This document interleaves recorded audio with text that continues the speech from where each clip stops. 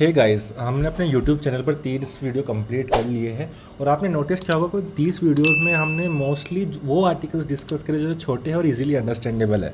और हमने जहाँ पे जैसे दिखाई दे रहा है कि जहाँ पे लिखा हुआ है 4 मिनट रीड, तो उन पे लिखा होता था 2 मिनट रीड्स या 3 मिनट रीड्स। सो आज के बाद 31st आर्टिकल के बाद इस आर्टिकल को भी इंक्लूड करें, 31st को इंक्लूड करके जो जितने भी अब आर्टिकल आएंगे वो हमेशा 4 मिनट या उससे ज़्यादा होंगे।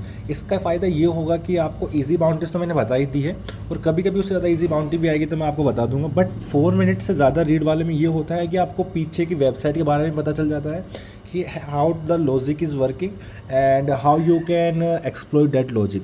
तो इसमें ज़्यादा डिटेल्स में होता है और ज़्यादा बड़ी बाउंड्री का स्कोप होता है। छोटे आर्टिकल्स में छोटी बाउंड्री का स्कोप होता है, बड़े आर्टिकल में बड़े बाउंड्री का स्कोप होता है, क्योंकि उसे एक्सप्लोइट करने में टाइम लगता है और 2-4 इनपुट हमें एक्स्ट्रा मिलते हैं हैकर की तरफ से जिसने वो आर्टिकल लिखा है। तो हम शुरू करते हैं इसके बारे में। तो ये एक ऑर्गेनाइजेशन के ऊपर था, प्रिविलेज एस्केलेशन का आर्टिकल है। तो कंसिडर करिए कि ये हमें वेबसाइट जो है एक मैकेनिज्म प्रोवाइड करती है जिसमें हम एक वेबसाइट के ऊपर जाकर डिफरेंट ऑर्गेनाइजेशन बना सकते हैं। उसके अलावा साथ साथ उसमें हम यूज़र भी क्रिएट कर सकते हैं डिफरेंट रोल्स वाले। तो ये बताते हैं, ये और इनका ब्रदर वैसे एक्चुअली हंटिंग कर रहे थे, उस चीज़ को साइड में रखते हैं कि my brother found a role database administrator, brother को साइड में रखते हैं। तो इन्होंने आइडेंटिफाई किया कि इधर एक डेटाबेस एडमिनिस्ट्रेटर नाम का रोल है, और डेटाबेस एडमिनिस्ट्रेटर नाम के रोल के पास क्या क्या परमिशन है। तो view database organisation, create, terminate, expand database कि डेटाबेस से रिलेटेड ये वाली जो उसके पास परमिशन है वो भी डेटाबेस से रिलेटेड है। ये वाली परमिशन है, ये भी डेटाबेस से रिलेटेड है। VPC pairing of database, reset database password मतलब डेटाबेस का पासवर्ड चेंज करने की, पार्क और अनपार्क डेटाबेस, मॉडिफाई एक्सेस लिस्ट और मैनेज प्राइवेट एंड पॉइंट। इसमें कोई भी जो है क्या कहते हैं प्रिविलेज, वो यूज़र को इनवाइट करने के लिए या फिर यूज़र को एक्सेस प्रोवाइड कराने के लिए कुछ भी ऐसा नहीं है। जैसे कि हमने कोई यूज़र को इनवाइट कर दिया फिर उसको डिफरेंट रोल असाइन कर दिया, ऐसा कुछ भी नहीं है। तो हम यूज़र को इनवाइट नहीं करेंगे तो एक्सेस शायद तो नीचे की तरफ चलते हैं। तो यहाँ पे उन्होंने 2 आईडीज़ ली है, एक asmillet70@gmail.com और वो जिसमें डेटाबेस एडमिनिस्ट्रेटर की आईडी के लिए इन्होंने दिखाया है। दूसरा है dragonx159753@gmail.com जो फुल एडमिन के लिए है। इन वैसे 2 आइडिया कोई काम नहीं है, इन्होंने बस ऐसे दिखाया है, इस आर्टिकल में कोई काम नहीं है, वैसे तो काम है। तो नीचे चलते हैं। ये है डेटाबेस एडमिनिस्ट्रेटर का डैशबोर्ड डेटाबेस का। उन्होंने एक डेटाबेस के अंदर गए हुए, यहाँ पे जाके उन्होंने देखा यूज़र मैनेजमेंट वाला कंसोल खोला और ये डेटाबेस एडमिनिस्ट्रेटर का कंसोल है। तो यहाँ पे आपको दिखाई देगा, यहाँ पे कोई भी, यहाँ पे इस वाले पार्ट में कोई भी इनवाइट यूज़र का फंक्शनैलिटी नहीं है। वहीं हम बट द एडमिन कैन, यहाँ पे आप जाके देखेंगे कि फुल एडमिन का जो डैशबोर्ड है उसमें आपको दिखाई देगा यहाँ पे एक इनवाइट यूज़र की फंक्शनैलिटी है इस तरफ।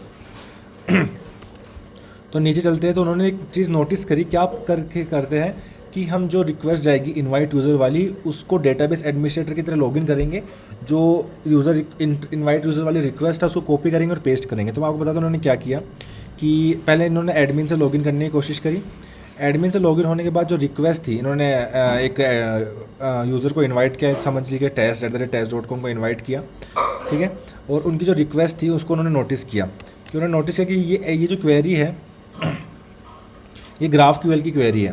तो GraphQL को आपको समझने की जरूरत नहीं, कि आप समझने की आपके पास जो इनवाइट यूज़र की एक क्वेरी थी, एक जो रिक्वेस्ट थी उसको आपने जस्ट कॉपी कर लिया, किसी भी ऑर्गेनाइजेशन के लिए हो जहाँ पे रोल बेस्ड एक्सेस है।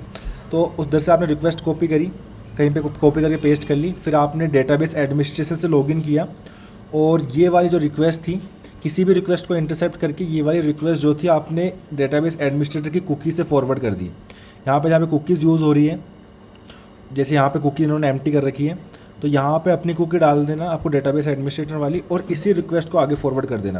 और उन्होंने नोटिस किया कि उनका जो यूज़र था वो क्रिएट हो गया।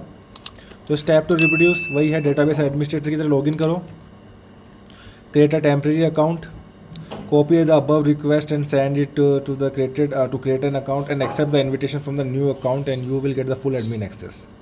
तो ये था। तो इन्होंने 2-4 पॉइंट्स और है जो हमें नोटिस करने होंगे। एक बार मैं इसको हटा दूँ, कुछ गलती से ज़्यादा हो गया है। हाँ, ओके, ज़्यादा पीला पीला हो गया था। अब अभी भी बट द एडमिन कैन, इसको मैं डिलीट करने दो, कोई नहीं, इसको रहने दो, सही नहीं हो रहा। तो आगे चलते हैं दोस्तों। तो यहाँ पे कुछ लेसन है जो हमें लर्न करने को मिलते हैं।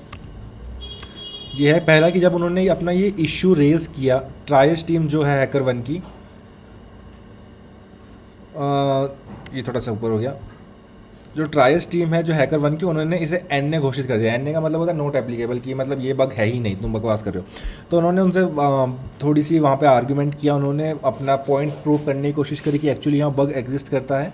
तो उन्होंने दूसरा जो ट्रायलर था उसने ये कह दिया कि ऐसा कुछ नहीं हो सकता है, बट वो फिर भी अड़े रहे अपनी बात के ऊपर और उन्होंने अपना पॉइंट प्रूव करा और लास्ट में जाके उनको $500 की बाउंटी मिल गई। तो ये था पॉइंट। तो थोड़ा सा नीचे चले तो आपको दिखाई देगा कि उन्होंने 2-4 पॉइंट लिख रखे हैं कि जो ट्रायल्स टीम होती है उनको मल्टीपल्स रिपोर्ट हैंडल करनी पड़ती है एक ही दिन में।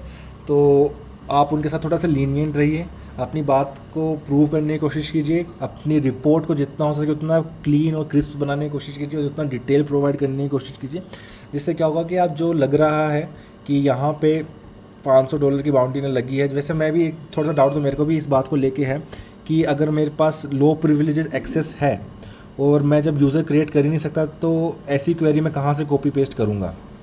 तो कहीं ना कहीं मेरे पास किसी एडमिन का एक्सेस होना ही चाहिए, तभी जाकर मैं ये क्रिएट कर सकता हूँ ये वाली क्वेरी। तो थोड़ा बहुत डाउट मेरे को भी था इस आर्टिकल को लेके, बट आप कर सकते हैं इसको लेके और थोड़ा बहुत रिपोर्ट को मैनिपुलेट करके आप छोटी सी बाउंड्री स्कोर कर सकते हैं।